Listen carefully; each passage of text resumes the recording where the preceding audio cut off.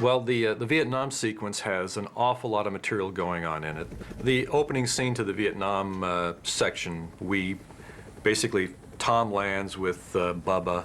They come off the helicopter, and we follow them up and around, and there's this whole, this is like the classic Bob scene, where you're fed a lot of information and get a real sense of where you're at quickly. And he gives you, what Bob's great about is, I don't know how he can do it, he choreographs a scene where he just feeds you these little pieces just right when he wants you to have them. And he's a master at that. Right, all right, so yeah, all right, you're showing him, let's do that. Come on out here, now bring this act out here. Right, and move this whole thing out here, and the rest of you guys are gonna be sitting around, motivating these guys. So we come around, and these helicopters go blasting in the background. So essentially, we had, I believe, 2 or 3, the most foreground helicopters came through on that to give our camera guy the move that he needed. Then, at the same time, while they were shooting that, I had a camera that's behind, I don't know what it is, a bunker or something that's in the shot, and I'm down there with my camera, we had some other cameras, and we're shooting telephoto shots of the helicopters flying and getting different pieces of real helicopters. Then we took all of that stuff later and composited them into the shot and animated them flying through, but they're not 3D CG elements, they're real helicopters.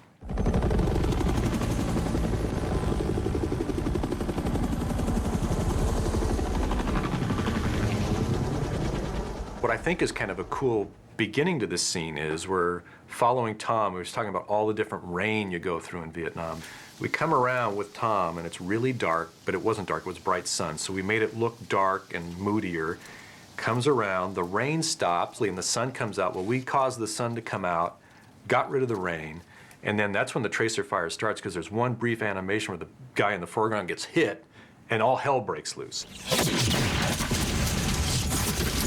We got this tracer bullet material, and basically we were shooting it at the camera to see what it looked like.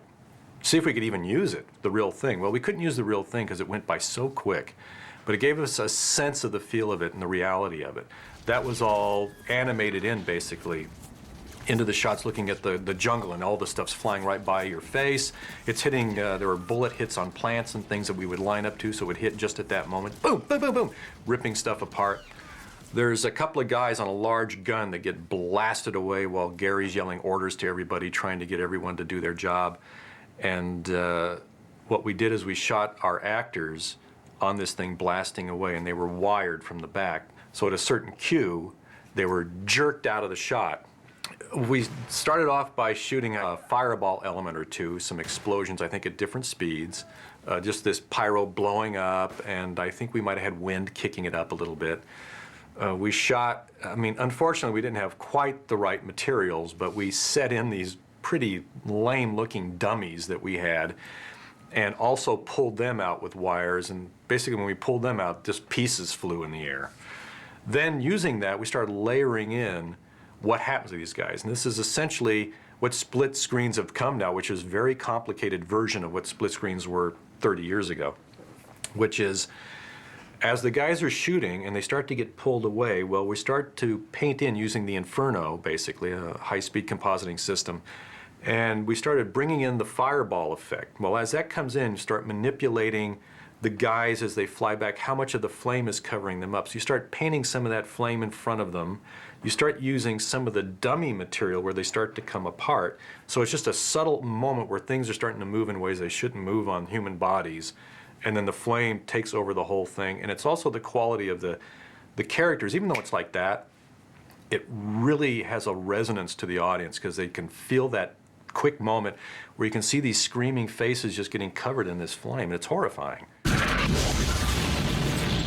And then you're into this insanity. Well, that builds to the thing where there's this whole scene where they're running away, they're blasting out of there, guys are getting hit everywhere. Tom realizes he's got to go back and get Bubba. Don't you stay here, goddammit! That's an order! I gotta find Bubba! So he runs back. They know that Dan's calling in this napalm hit, essentially.